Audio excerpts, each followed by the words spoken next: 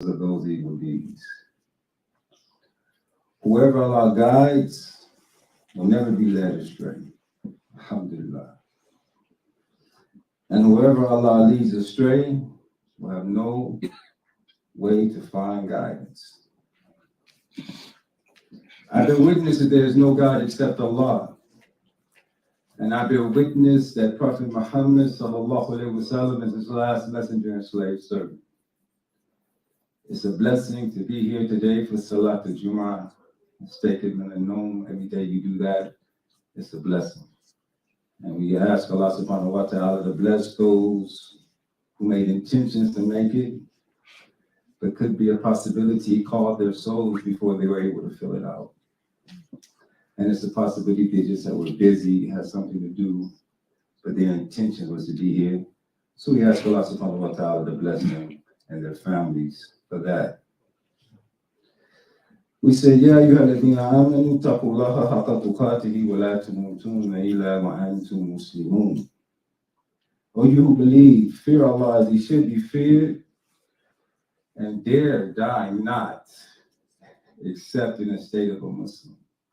I say, dare die not, except in a state of a Muslim. Because we don't want to know what it's like if it's not that. يا أيها الناس اتقوا ربكم الذي خلقكم من نفس واحدة وخلق منها زوجها وبث منهم رجالا كثيرا ونساء واتقوا الله الذي تساءلون به والأرحام إن الله كان عليكم رقيبا.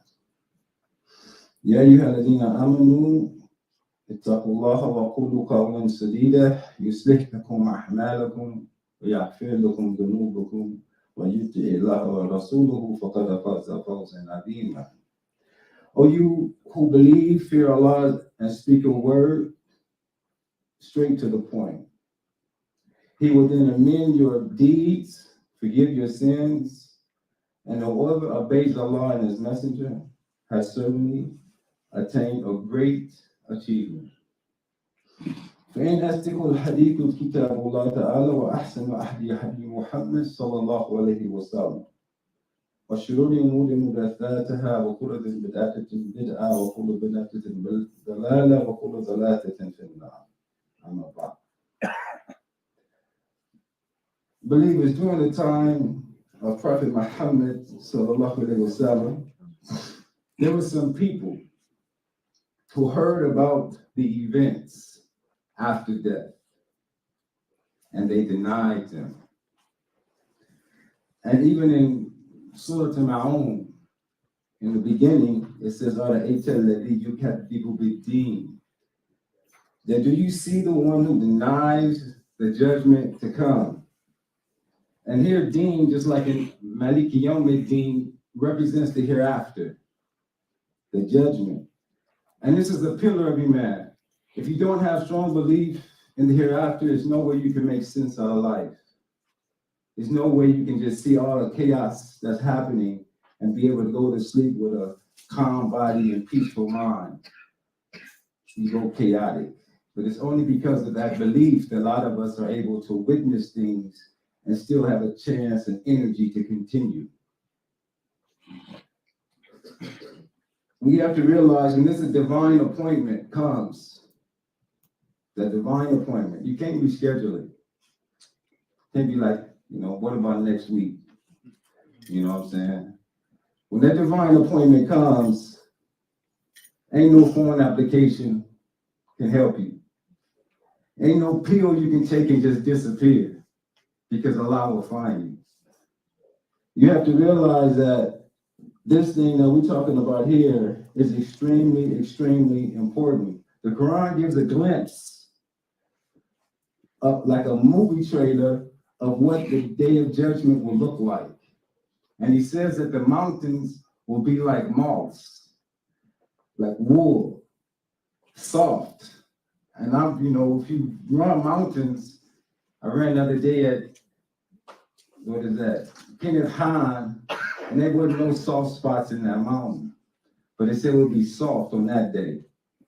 And also it says that the sky will be like murky oil, the sky. And if you read in Surah Abasa, you'll get a more detail on how we will feel. Because it says, فَإِذَا جَاءَتِ الصَّاخَّةُ يَوْمَ يَفِرُّ الْمَرْءُ مِنْ أَخِيهِ وَأُمِّهِ وَبَنِيهِ وَصَاحِبَتِهِ وَبَنِيهِ لِكُلِّ امْرِئٍ مِّنْهُمْ يَوْمَئِذٍ شَأْنٌ يُغْنِيهِ. And it says, at length there will come the deafening noise. The day shall man flee from his brother, from his mother, and his father, and his wife, and his children. That's the day that this is talking about. And it says each one of them that day will have enough concern of their own not to really care about what the other one is going through. Can you imagine a day like that when you're going to have no concern about your mother, your daughter, your father, your best friend? Because the pressure that's on you that day is so strong that you concern only for your own self. Some people in Mecca claimed Islam. They claimed Islam, but they denied it secretly in their hearts. They were disbelievers. They did not migrate to Medina. They did not do all the things that the other believers did. They wasn't willing to ever go to no struggle. And during the Battle of Badr, these people fought on the side of the non-believers, the Quraysh, against the Muslims. And when they died, it was reported that the angels saw them. The angels were beating their backs and beating their faces because of the act that they did. This is referred to in a verse when it says in the Quran, those whose souls the angels took while they were wronging themselves. And that's why I was saying earlier, dare not die except in a state of a Muslim. The cause we're willing to die for, we want to make sure that that cause is the right one. The people who were fighting with the Quraysh against the Muslims, pretending to be a Muslim, was fighting for the wrong cause and suffered some terrible consequences. This is we have to beg Allah. This is why we have to pray to Allah. This is why we have to fast and do good to avoid being caught up in something we don't have no business being caught up in. Because being caught up in the wrong business at the wrong time can cost you 2 lives. The first one and the second one. Because you got caught up in some business you shouldn't have no business to be caught up into. Well, times is hard. Hey, that means you got to work hard if times are hard. That's no excuse for us to get caught up in something that's going to drag us to the hellfire. And Surah Ma'arij just says, إِنَّمَا تُوعَدُونَ لَوَاقِعٌ. And this says, surely what you have been promised will come. Surely what you've been promised, this inevitable event, the al-waqiyah is an inevitable event, and it surely will come. And there was a servant of Prophet Muhammad sallallahu alaihi wasallam, Abu Muwayh Hiba, and radiallahu anhu, and he was his servant, and he gives us some account of the final days of Prophet Muhammad sallallahu alaihi wasallam. And he talked about in these days how he was given a choice to live or to continue on. During these days, he suffered severe pain. During these final days, he received special care from his wife, Aisha radiallahu anha. During these days, Allah blessed him with a final image of something that was delightful to his eyes. This was the final days of Prophet Muhammad sallallahu alaihi wasallam.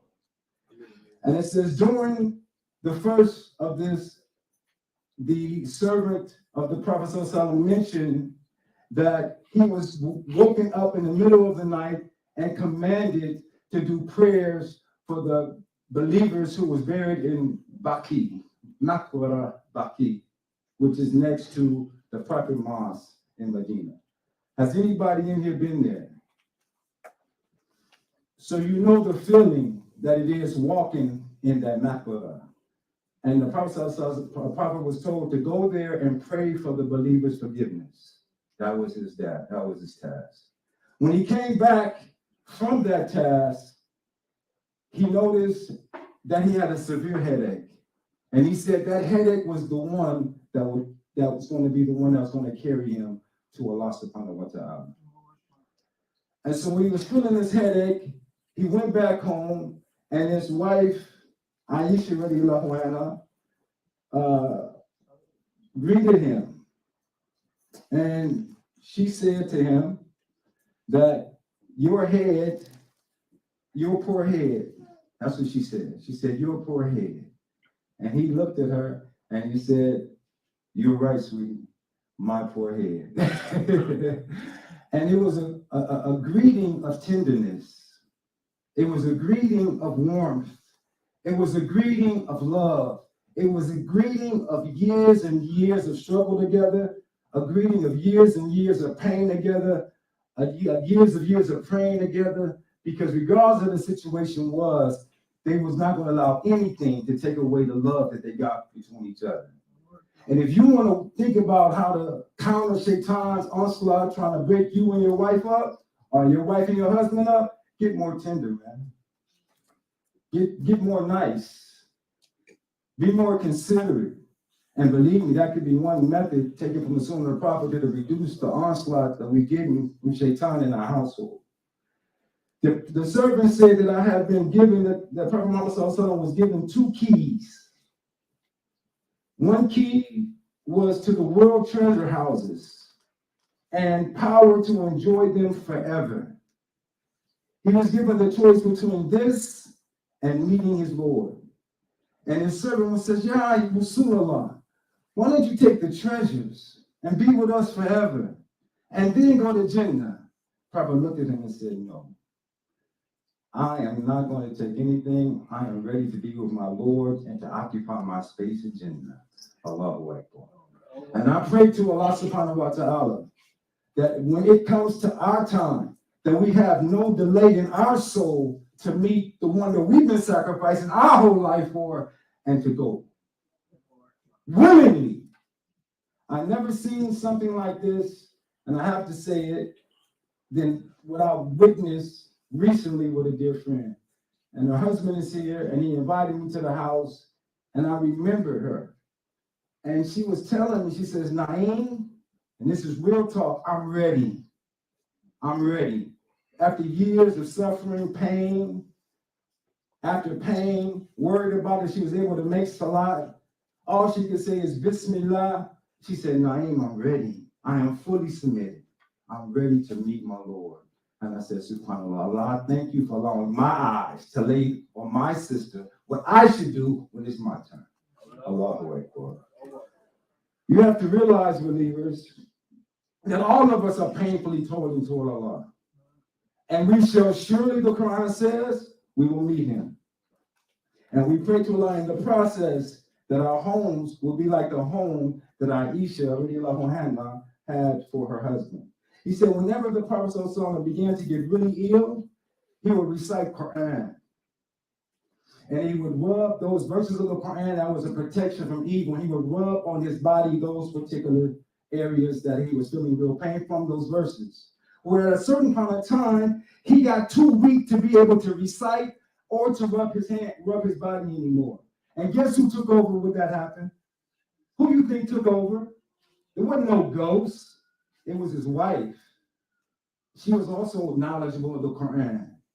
And she also knew what to do. And she began reciting the same verses that he recited.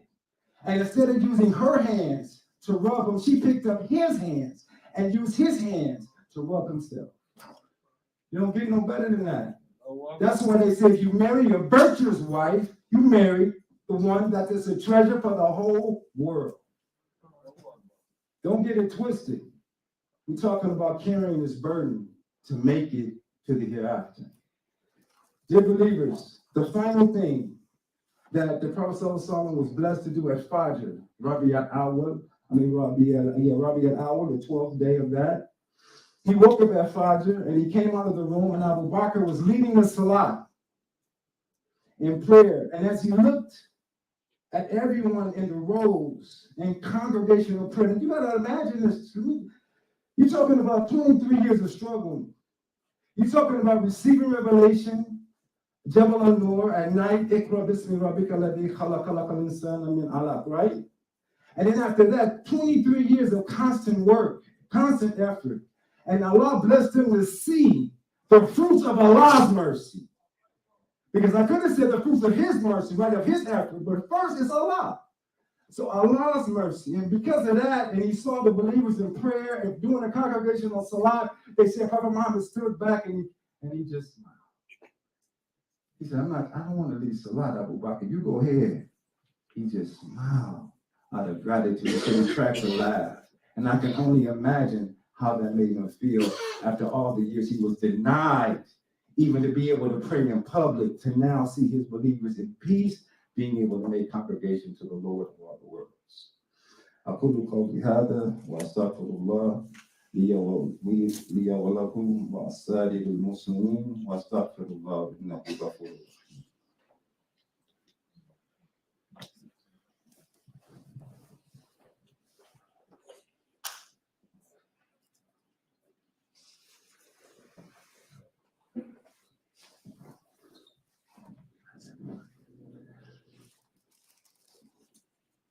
بسم الله والصلاة والسلام على رسول الله صلى الله عليه وسلم.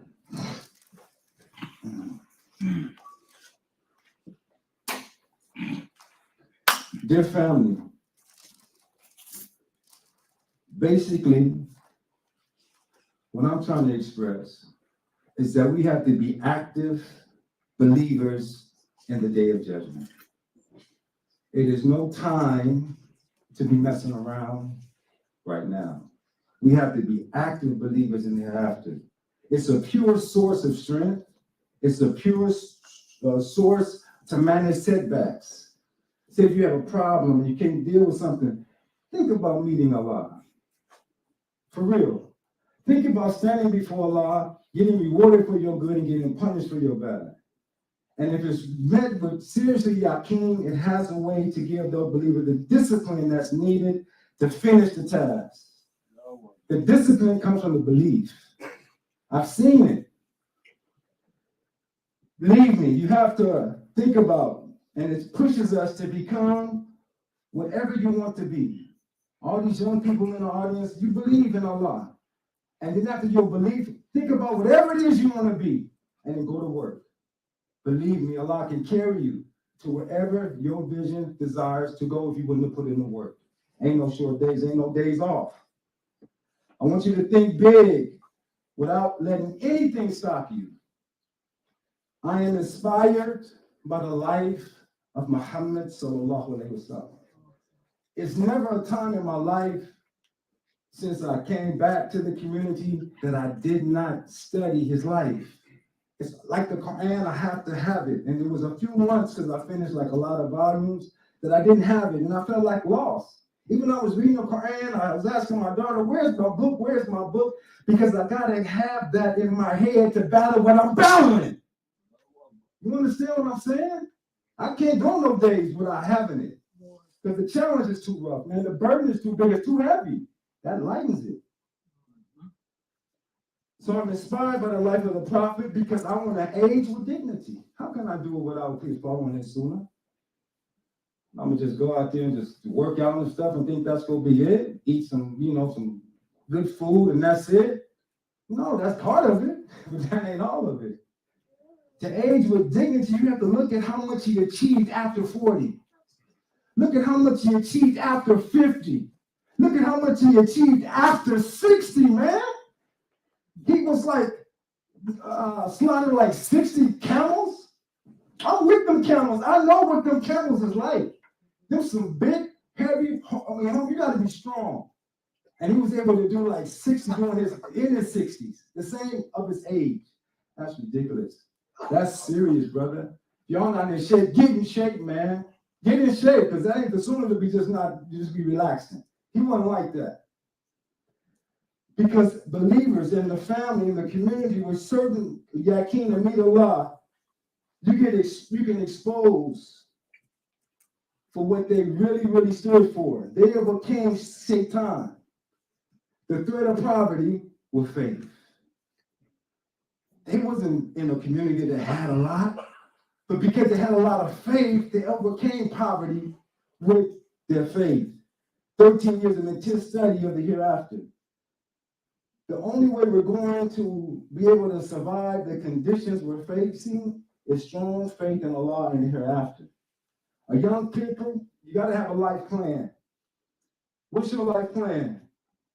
And that life plan has to include the spiritual side, from learning your Quran all the way up to where you want to go. You should have your academics in there. You should have your family in there, have your career, all of that. You have to have a life plan. And to have a life plan, you should sit with somebody who has more experience than you, a mentor that can help you through it. Also, you have to realize, work on fearing Allah more than you fear people. Work on fearing Allah more than you fear people. I'm tired of being a consumer, man. I'm tired of being just a consumer.